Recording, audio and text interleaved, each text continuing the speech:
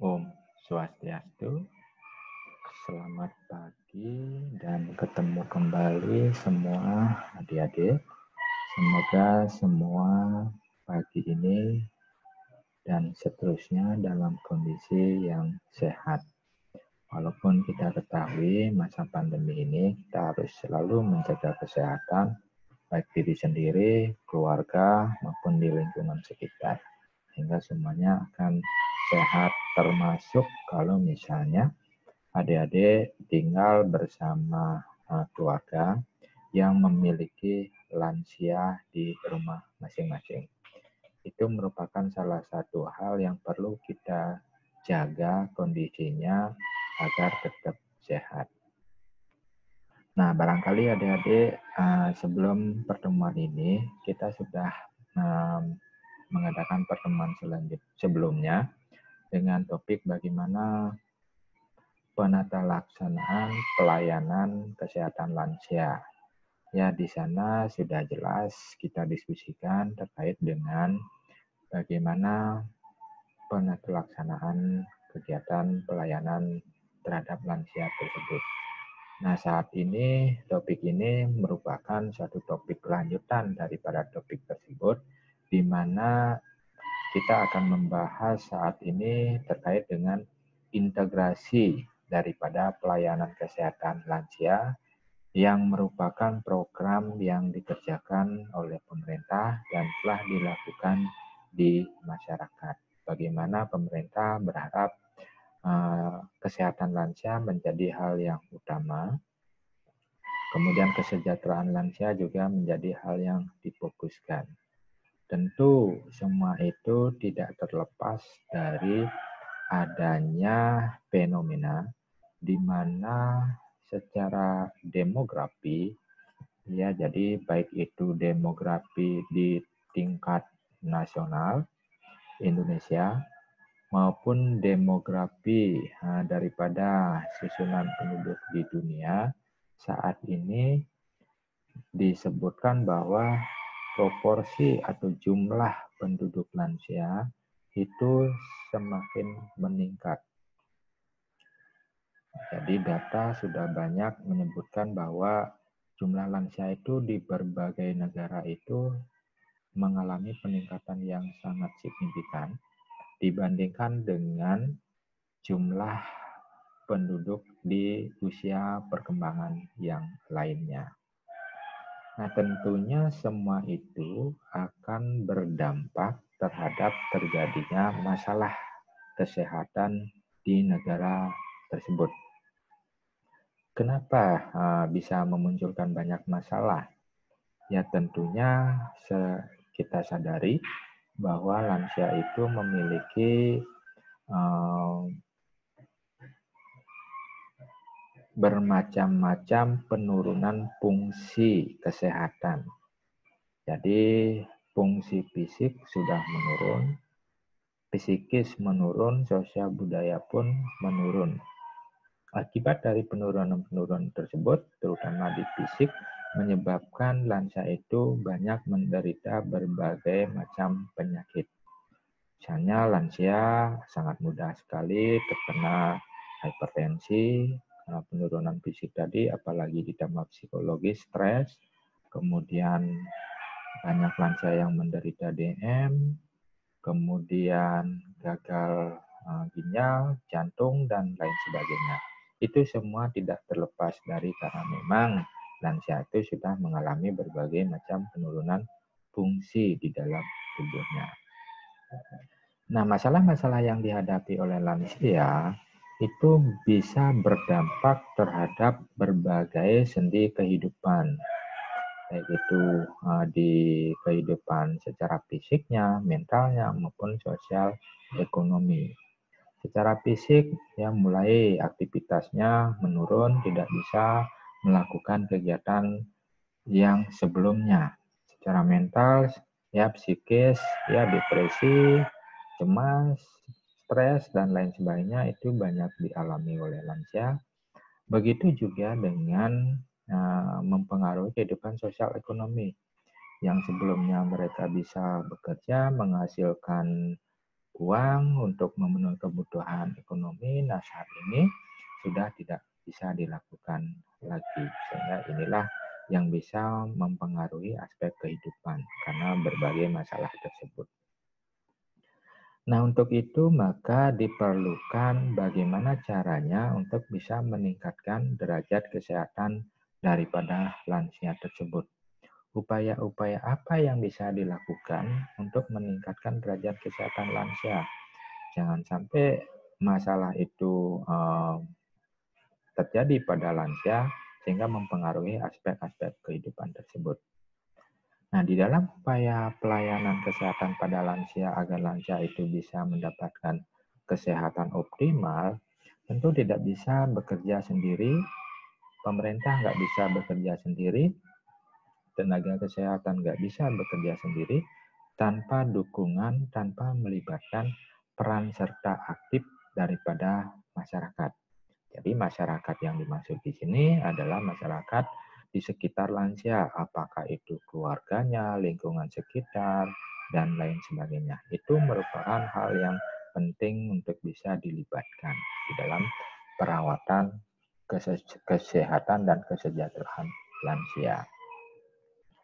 Nah, sehingga di dalam hal ini perlu adanya perawatan dan pelayanan yang terintegrasi bagi lansia. Jadi perawatan ini harus saling mendukung, baik itu antar lembaga, baik itu dengan LSM, pihak swasta, masyarakat, ya secara umum. Itu harus saling membantu, ya saling mendukung, sehingga terjadi suatu kerjasama yang baik, terintegrasi pelayanan tersebut. Tidak hanya pelayanan itu putus, ketika di rumah ada masalah nggak bisa dilanjutkan untuk diberikan pelayanan di tingkat yang lebih lanjut, apakah itu puskesmas maupun rumah sakit. Sehingga ini perlu adanya terobosan, adanya integrasi daripada pelayanan yang baik. Nah, untuk mewujudkan hal tersebut, sebenarnya pemerintah telah memiliki suatu strategi ya yang dibuat secara nasional untuk program lanjut usia tersebut. Jadi itu sudah dituangkan tahun 2018 sampai 2025. Di mana visi yang disampaikan usung di dalam program tersebut ialah menjadikan lansia itu lansia yang mandiri, lansia sejahtera, dan lansia yang bermartabat. Ya, jadi diharapkan terwujud visi ini ya dengan program-program nasional tersebut. Nah, seperti yang saya sampaikan tadi bahwa masalah yang dihadapi oleh lansia tersebut tidak menjadi tanggung jawab lansia itu sendiri. Ya, tidak menjadi tanggung jawab pemerintah. Yang penting merupakan tanggung jawab bersama. Ya, apalagi tanggung jawab keluarga yang ada bersama lansia tersebut. Kenapa? Karena dukungan keluarga merupakan hal yang sangat penting untuk bisa memberikan motivasi, mendorong dan mendukung daripada lansia itu agar lansia itu bisa tetap mandiri baik dalam aspek sosial maupun dalam aspek ekonominya. Yang kita ketahui bersama, kadang-kadang lansia itu tidak mau bergantung hidupnya pada orang lain. Apakah itu anaknya, ya atau keluarga yang lain. Dia tidak ingin menjadi beban bagi orang lain. Nah, itu biasanya terjadi pada lansia. Sehingga mereka berupaya untuk bisa mendapatkan pendapatan secara sendiri, kemudian bisa memberikan suatu keputusan secara ekonomi, secara mandiri. Ya mau ngapain, mau beli apa, mau melakukan apa, itu biasanya ada pada diri lansia secara umum. Nah, sehingga perlu di sini integrasi dukungan dari keluarga. Nah, kemudian pemerintah ya sebenarnya berupaya melalui program ini untuk mendorong lansia agar bisa tetap produktif sesuai dengan kemampuannya. Yang artinya ketika lansia itu ada di rumah, ada di kelompok, ada di masyarakat, dan lain sebagainya, tidak hanya pasrah untuk menerima kondisinya, tidak mau melakukan kegiatan-kegiatan apapun. Diharapkan mereka bisa produktif, mampu melakukan kegiatan sesuai dengan tahap kemampuan, sehingga bisa menghasilkan. Ya, contohnya misalnya kalau di Bali, ya dibentuk kelompok-kelompok, ya di mana lansia itu sudah tidak bisa beraktivitas banyak, tetapi mereka bisa menghasilkan sarana-sarana upacara, ya buat jahitan untuk dijual sehingga masih tetap produktif meskipun diam di rumah. Kemudian selain produktif, lansia mendorong, pemerintah mendorong ya, jadi lansia itu bisa atau mampu hidup secara mandiri, tidak harus tergantung dengan orang lain atau keluarga. Ya, yang penting di sini lansia itu harus sehat, baik fisik, sosial, ya dan lain sebagainya. Ya, kemudian yang tidak kalah pentingnya, jadi pemerintah mendorong biar melalui program ini lansia itu bahagia, ya. Jadi mereka senang, mereka suka, bahagia, happy untuk menjalani kehidupan selanjutnya, ya terutama bersama dengan keluarganya. Nah, untuk mewujudkan semua tersebut di dalam program Indonesia ini, jadi ada program yang disebutkan di program nasional ini adalah kelanjut usiaan terintegrasi berbasis komunitas.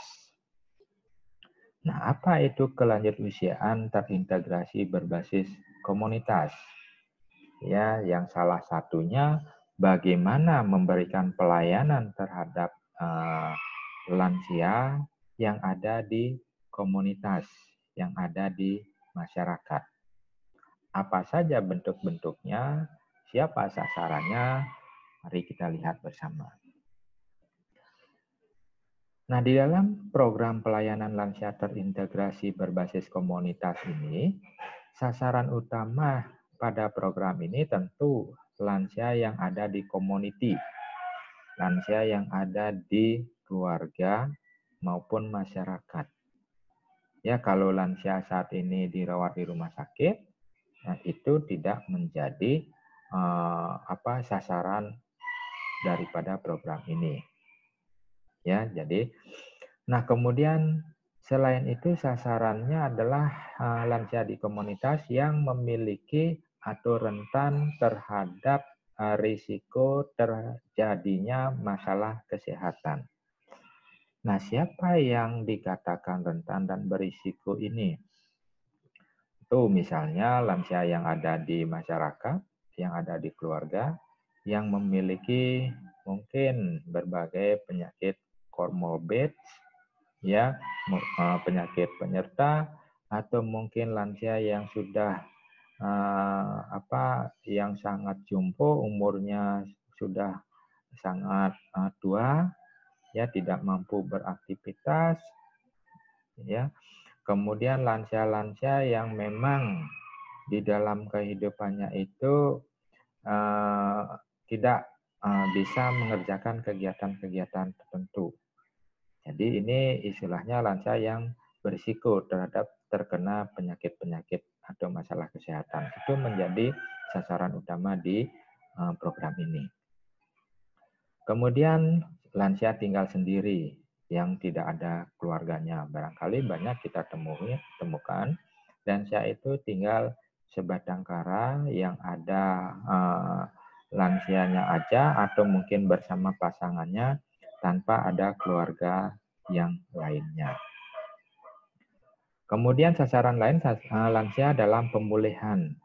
Jadi setelah mengalami masalah kesehatan, setelah dirawat, ya kemudian ada pada tahap pemulihan untuk menyembuhkan masalah yang dihadapi sebelumnya tersebut. Ya, istilahnya di sini lansia yang dalam tahap rehabilitasi dari penyakit-penyakit tertentu. Kemudian lansia yang mengalami sakit terminal. Ya, jadi lansia yang memang menjelang ajal. Ya, misalnya lansia yang mengalami kanker kah, ya yang memang harapan hidupnya memang sangat sedikit, ya dilihat dari medisnya. Kemudian hidup dengan penyakit yang bisa melemahkan, ya misalnya stroke, ya yang tidak bisa beraktivitas, tinggal berbaring saja di rumah, di tempat tidur, yang memang kecenderungannya semakin hari semakin menurun daripada daya tahan tubuh yang menyebabkan kelemahan dan berisiko terhadap terjadinya penyakit-penyakit penyerta lainnya. Nah, jadi ini adalah sasaran daripada program pelayanan terhadap lansia yang terintegrasi berbasis komunitas.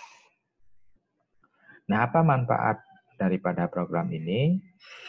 Yang pertama, menyediakan perawatan dan tindak lanjut ya hasil rujukan kepada lansia tersebut. Tentu di sini manfaatnya ya berbasis community ini. Kalau ada lansia yang dirawat di sana, sehingga perawatannya akan semakin optimal, ya karena diberikan asuhan yang paling efektif, efisien, ya oleh tenaga-tenaga yang profesional.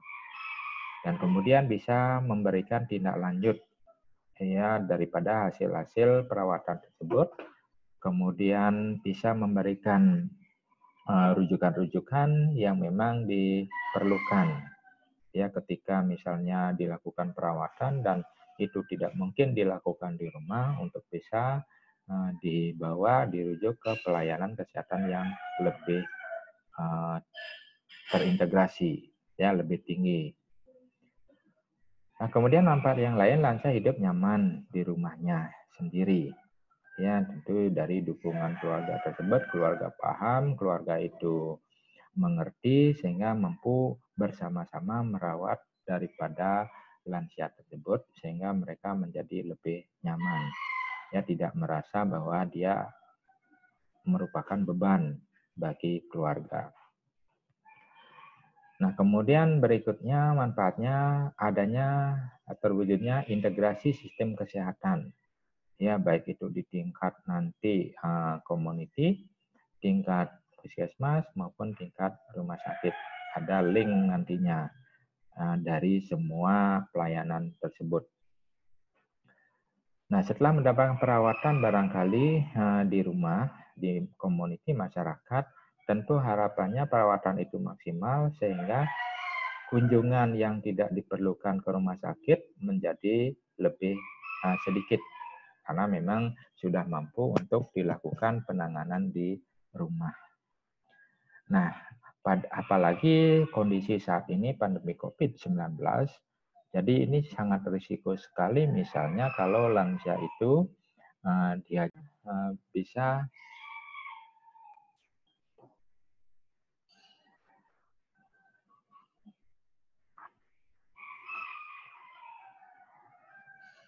Oke, mohon maaf ada sedikit masalah di sini.